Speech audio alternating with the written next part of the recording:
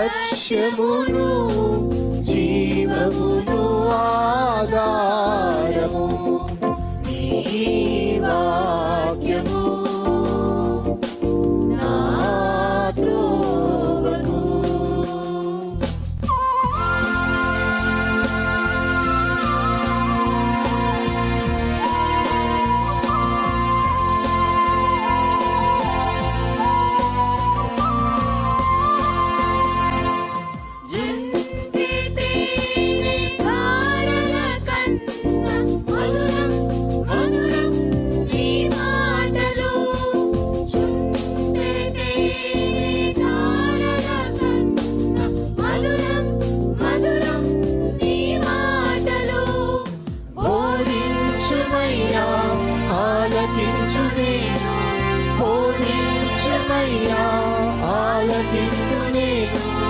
అనుసరింతునయ్యా ఆత్మశక్తితో, అనుసరింతునయ్యా.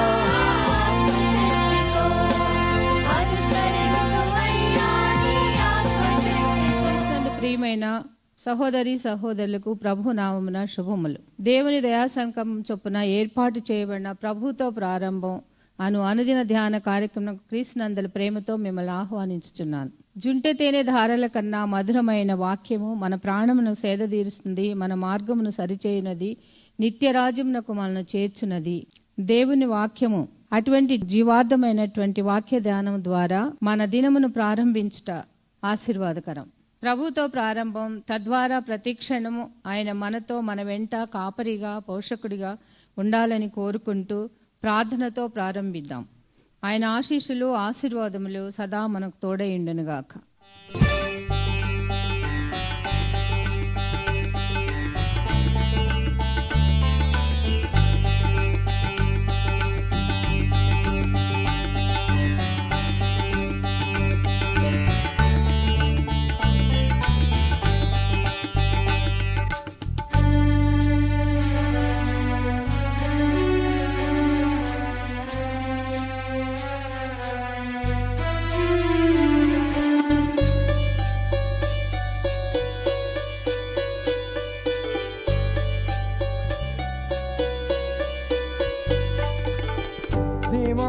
దేవా నా చేతినిలా విడచుట నీకు భావ్యమా? దేవానా దేవా నా చేతినిలా విడచుట నీకు భావ్యమా? ఈ వేదనను, ఈ శోధనను, ఈ వేదనను, ఈ శోధనను భరించుట నా సాధ్యమా? దేవానా దేవా నా చేతినిలా విడచుట నీకు భావ్యమా?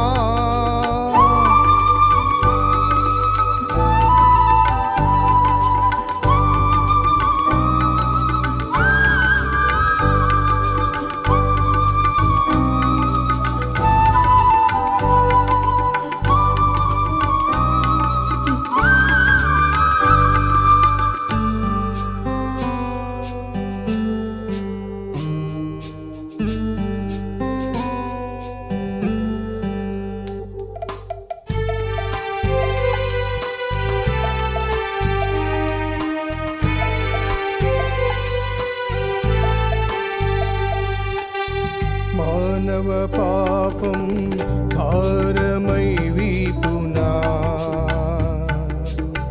చెల్లున చరిచే కొరడారూపునా.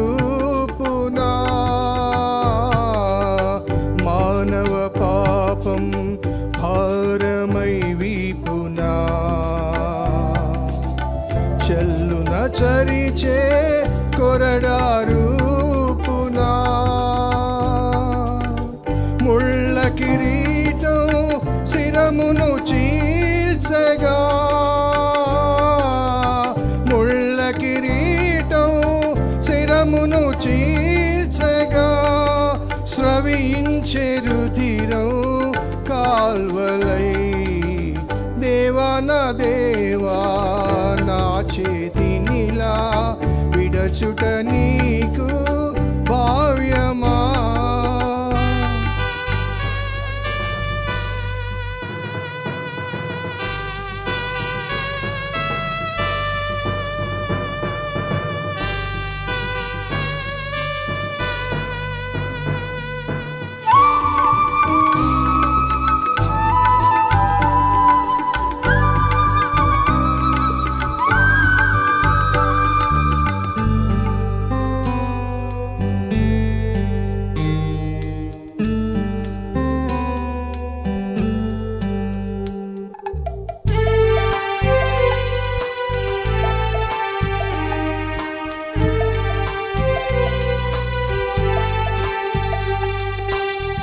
తాగెను సూర్యుడు మబ్బుల మాటునా,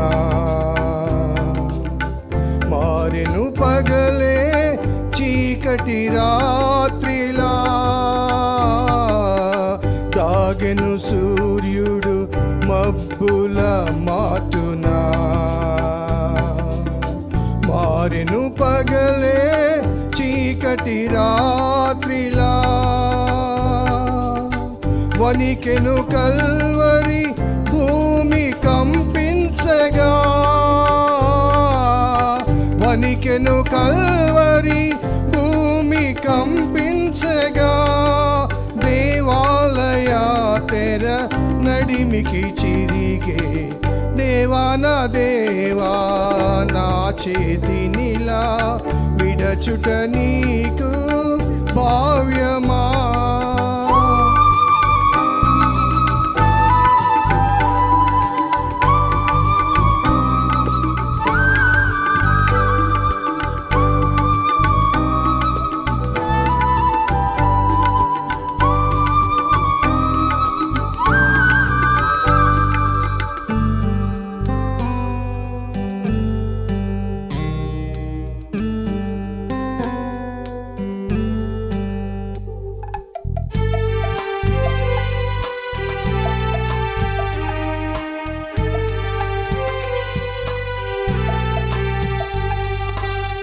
విడువని ఎడబాయని తండ్రివి నీవని, లోకము నీకై ప్రస్తుతి పాడగా. విడువని ఎడబాయని తండ్రివి నీవని, లోకము నీకై ప్రస్తుతి పాడగా. పాపిని బ్రోవను సుతునెడబాసిన, పాపిని బ్రోవను సుతునెడబాసిన.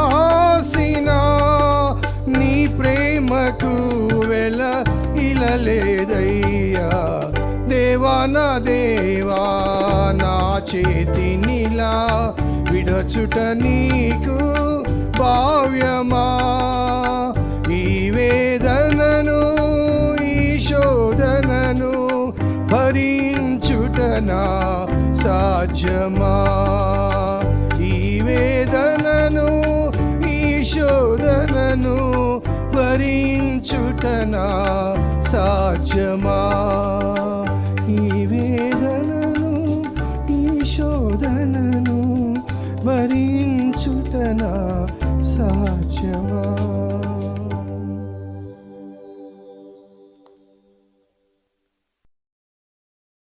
ప్రియమైన దేవుని సంగమా, మరొక నూతన దినమును దేవుడు మనకు అనుగ్రహించాడు. అలసిపోయిన శరీరాలకు సెద తీర్చే దేవుడు, ఆత్మ సంబంధమైన ఆహారాన్ని అనుదినము అందించుటకు సిద్ధంగా ఉన్న దేవుడు, మన కొరకు నిరీక్షించే దేవుడు. ఆ దేవుడు మనకు ఆధ్యాత్మిక మన్నాను అందించుటకు సిద్ధంగా ఉన్నాడు.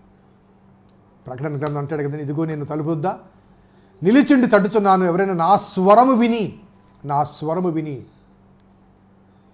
సో వేకువనే ఆయన స్వరము మనకు వినిపించబడుతుంది, ఆయన వాక్యం మనకు వినిపించబడుతుంది. మన హృదయ ద్వారాన్ని తెరిస్తే హీ ఎంటర్స్ ఇన్, ఆయన మనలోనికి వస్తాడు. తద్వారా ఆయనలోనికి, ఆయన రాజ్యంలోనికి మనం వెళ్ళగలం. అందుకే వేకువనే ఆయన స్వరం వినడానికి ప్రభుతో ప్రారంభం, అనుదిన ధ్యానం, ఆత్మకు క్షేమం. ప్రార్థన చేద్దాం.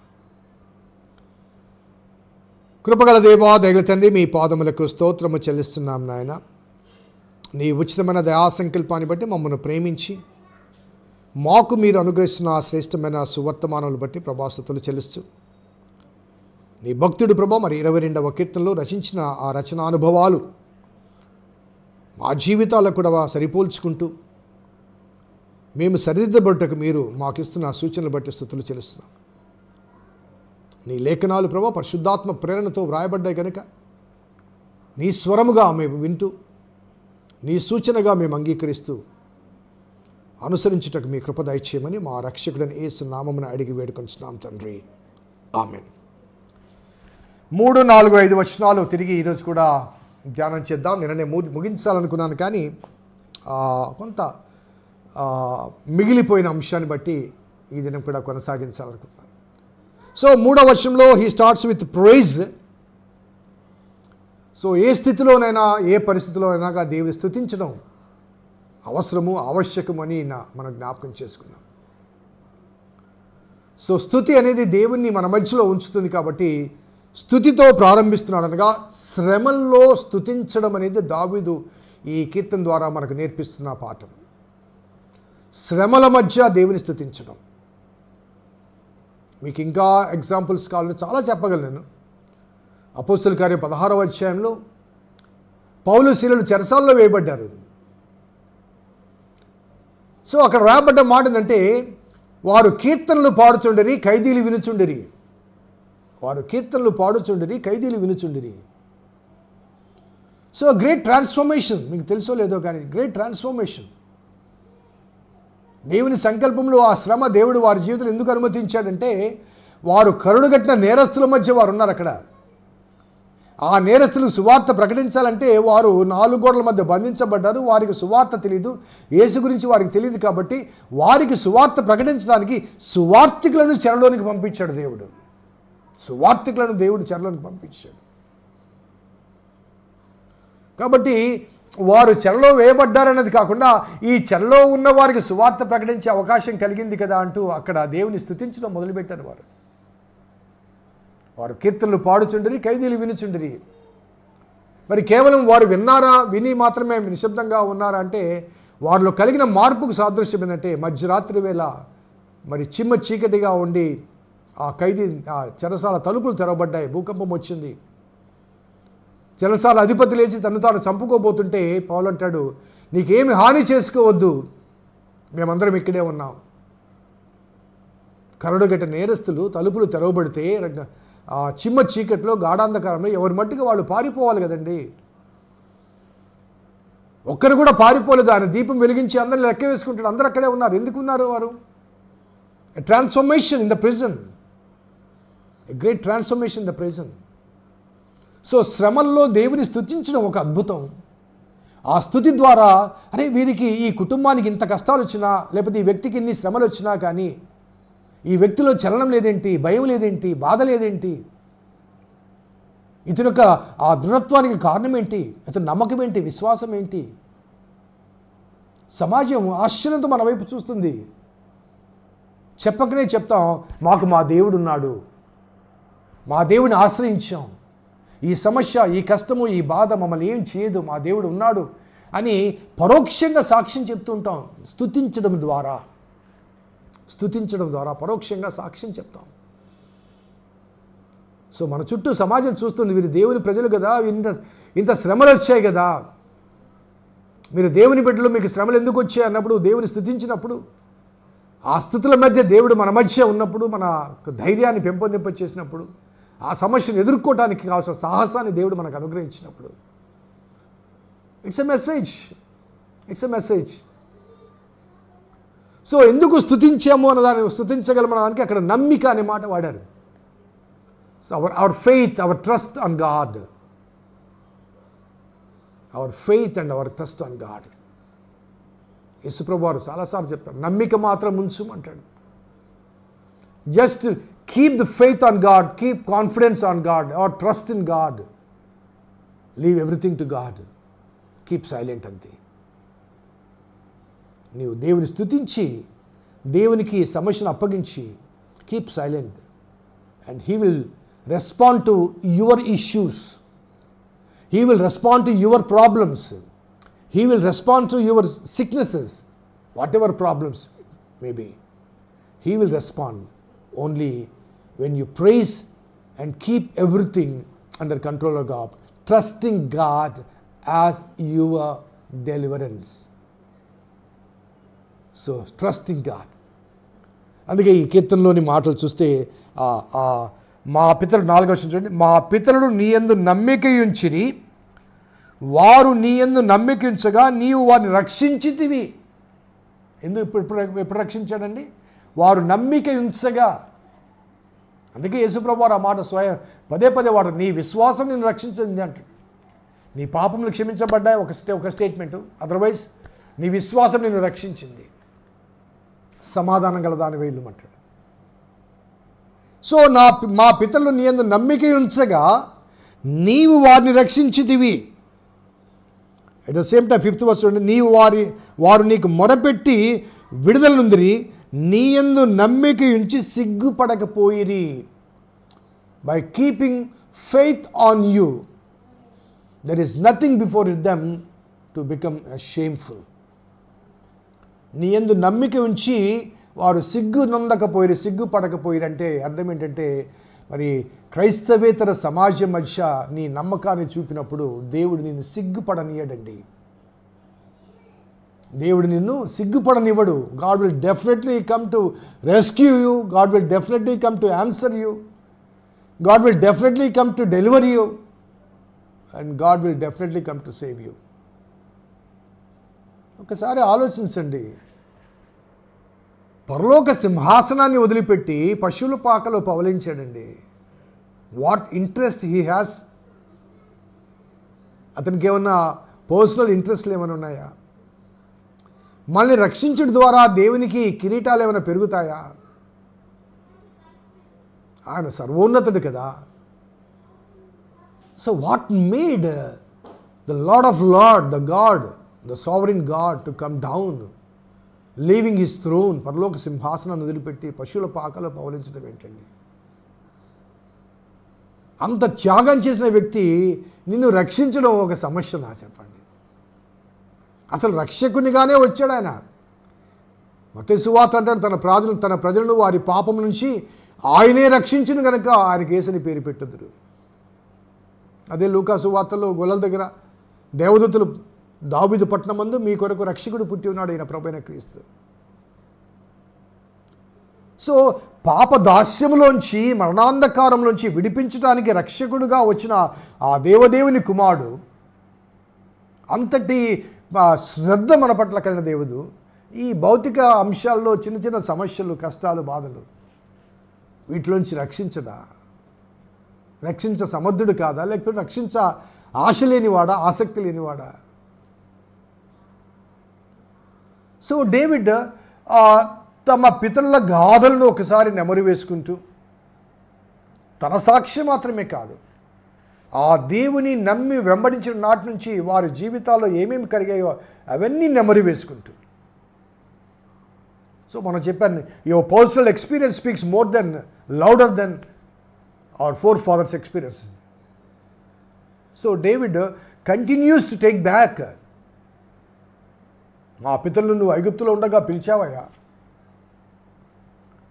మేము అడగక ముందే మేము ప్రార్థిస్తున్నాం, కానీ నీవుగా మోషే ద్వారా మమ్మల్ని విడిపించావు, 40 సంవత్సరాలు నడిపించావు, మేము గొనిగాము, సనిగాము, అది లేదన్నావు, ఇది లేదన్నావు, కానీ మమ్మల్ని విడిచిపెట్టలేదు నువ్వు. అబ్రహాముతో చేసిన వాగ్దానం బట్టి పాలు తేళ్లు ప్రవహించావు, దేశంలోకి వచ్చావు. మా అవిధేయతను బట్టి ఆ దేశంలో ఉన్న అన్యులను వెళ్ళగొట్టమంటే వెళ్ళగొట్టకుండా వాళ్ళని ఉండనిచ్చాం. ఈనాటి కూడా శ్రమలు మాకున్నాయి. మా అవిధేయతను బట్టి ఈనాటి కూడా మా ప్రజలు శ్రమలు అనుభవిస్తున్నారు. సో వాగ్దానం చేసిన దేవుడు విడిచిపెట్టలేదండి. కారణం అంటే అబ్రహాము దేవుని నమ్మెను, అది అతనికి నీతిగా ఎంచబడెను. కాబట్టి ఆ నీతి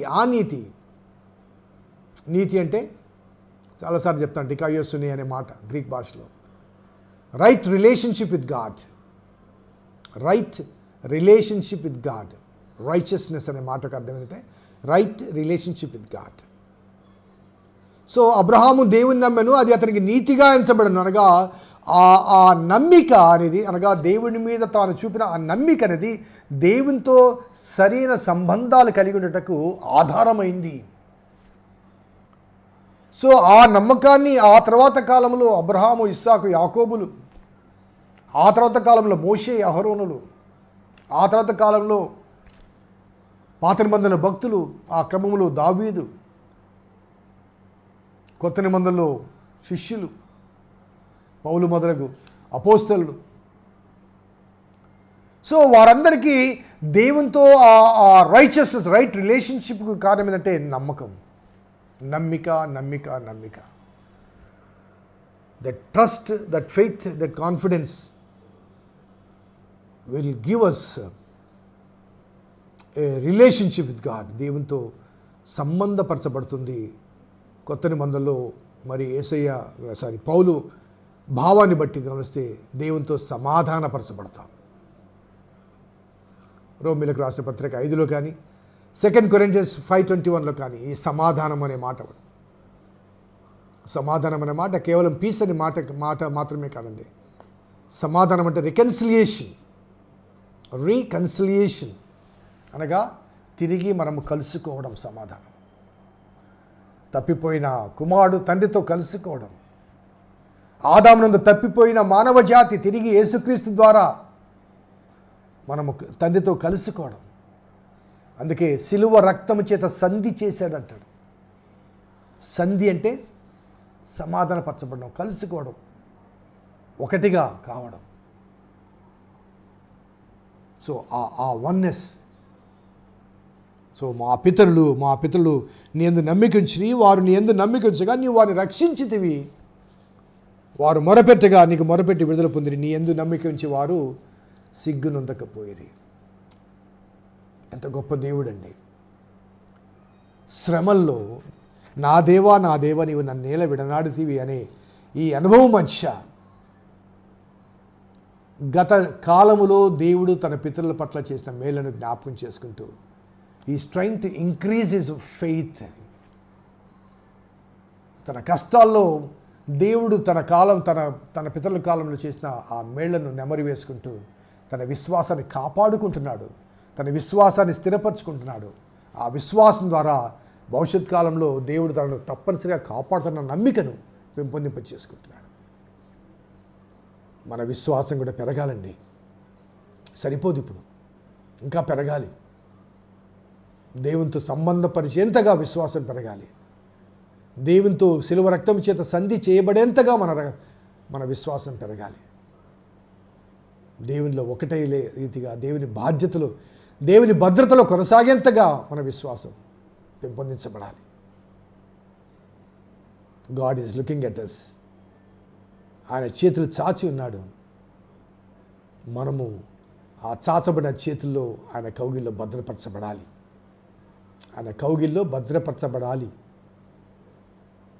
ప్రార్థించుదాం.